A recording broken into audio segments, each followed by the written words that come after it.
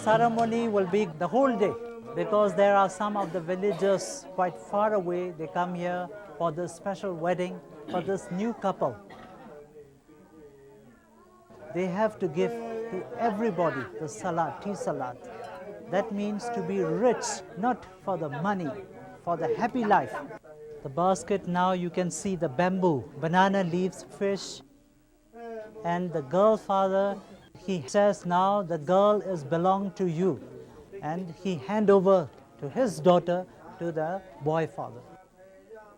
So they're going to do, they're pouring with the eugenia leaves, flower. The wedding is completely finished now.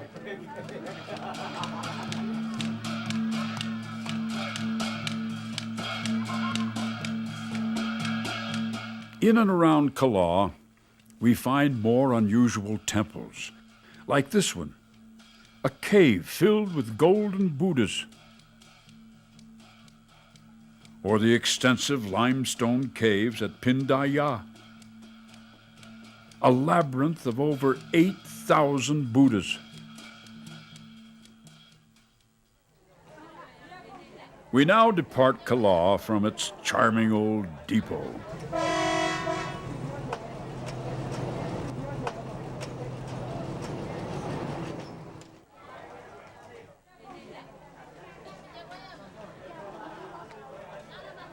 Narrow gauge rails and zigzagging switchbacks carry us down the mountain.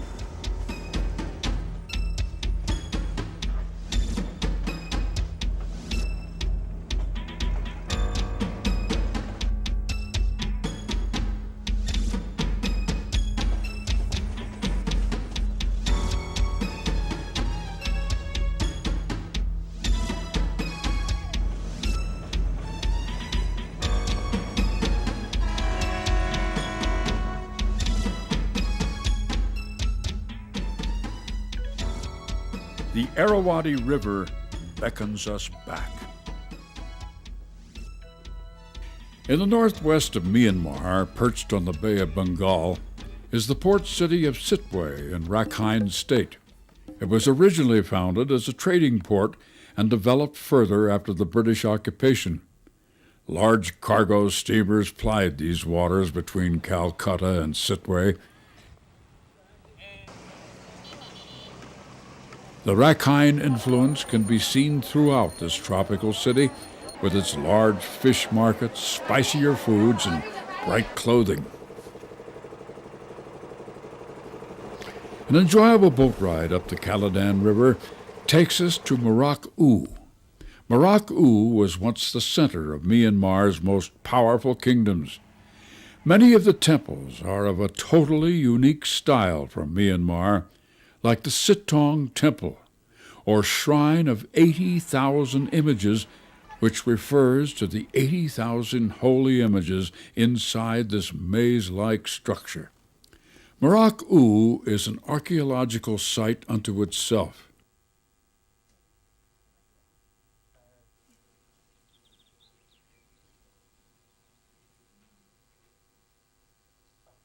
Hundreds of stunning pagodas are continually being discovered and restored. The ruins of the royal palace, walls and gateways, are all that's left of a magnificent palace that once consisted of massive wooden columns and gilded halls.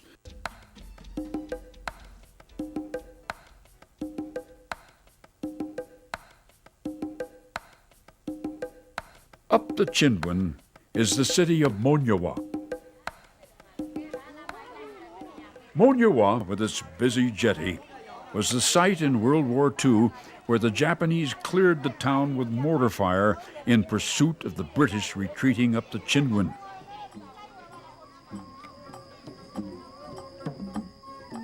High on the hill above Monyawa is the Yalantayar Pagoda with its immense reclining Buddha. It is over 600 feet in length and is the largest in Southeast Asia. Nearby is the Hindu-style Tanbode Pagoda. Enshrined within, in every ledge and corner, are over 500,000 images of Buddha.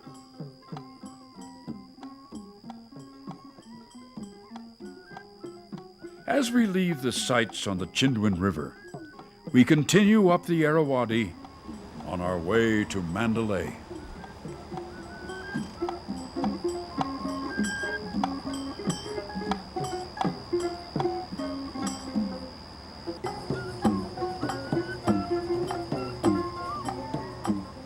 The name Mandalay is a name that captures your imagination, a name that evokes an unimaginable kingdom. Indeed, Mandalay is the very heart of Myanmar, the heart of Myanmar's culture and artistry, the heart of everything Burmese.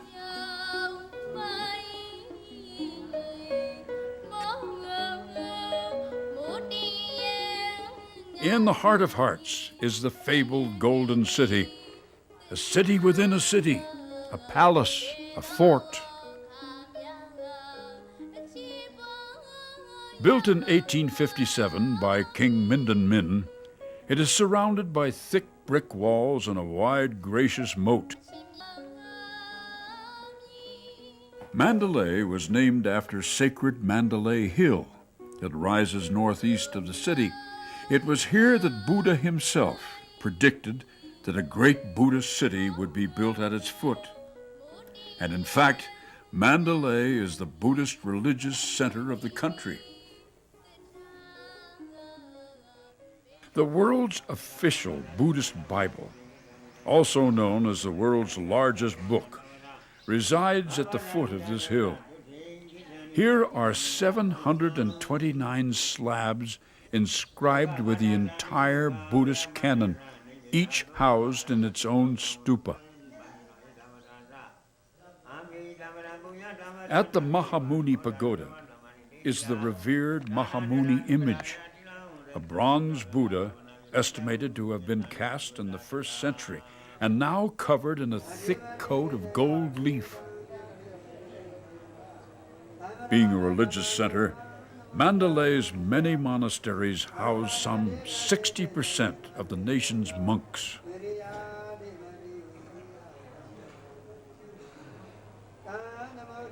One of the teachers at the Mahagandayon Monastery gives us a look into the daily life of a monk and an insight into their philosophy.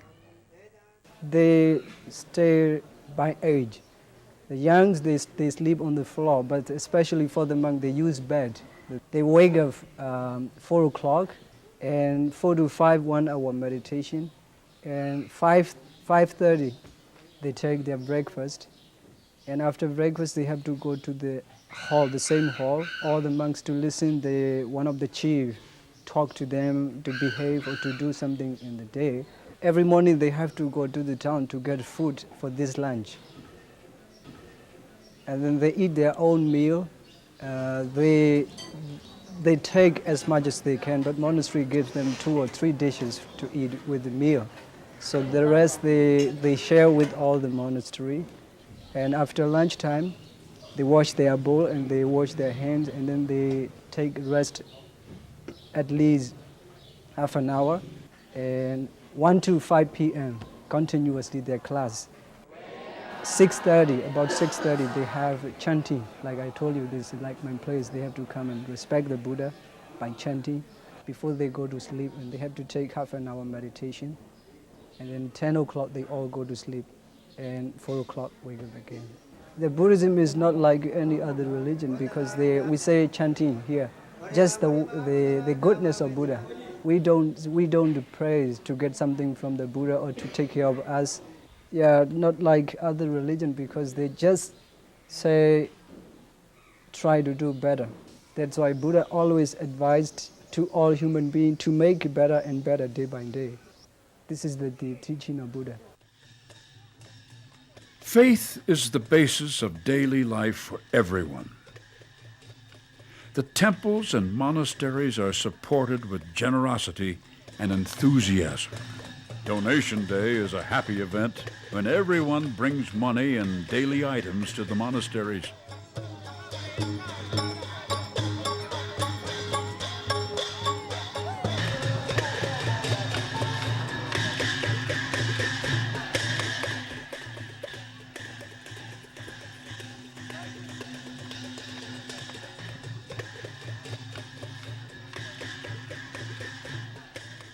Every young boy will enter the monastery for a short time to receive religious training.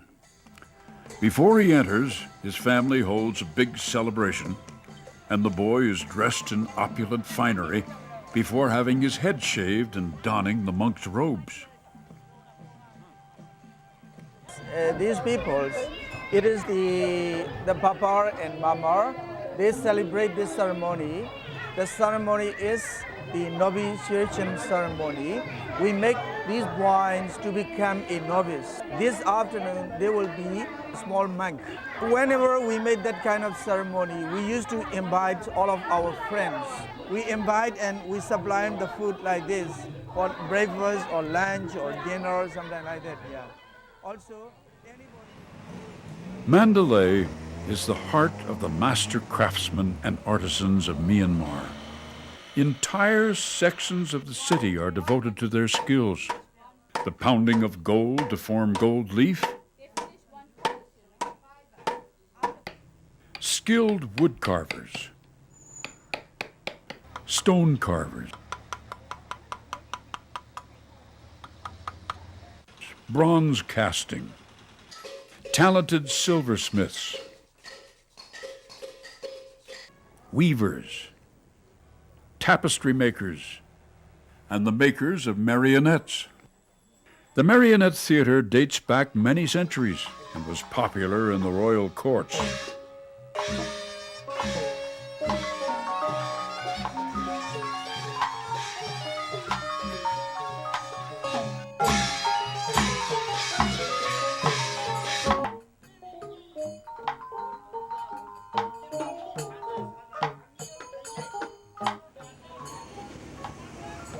Heading up the historic Burma Road into the hills east of Mandalay, we find the old British hill station of Pianuluan.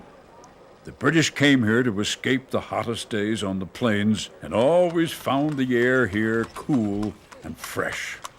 The best way to tour this old colonial town is by one of the small local stagecoaches.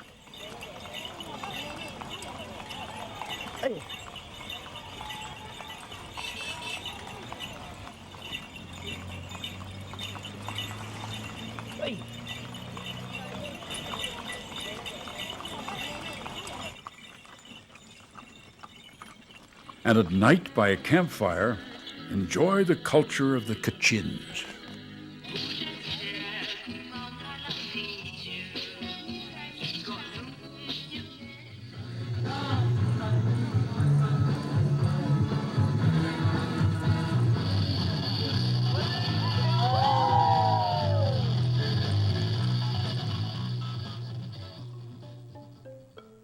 Adjacent to Mandalay, on the banks of the Irrawaddy, lies the picturesque area of Sagain, an area of stunning pagodas and scenic hills.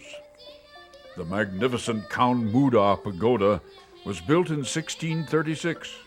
The large, sparkling white dome enshrines a tooth relic of Buddha and is surrounded by spacious circular terraces.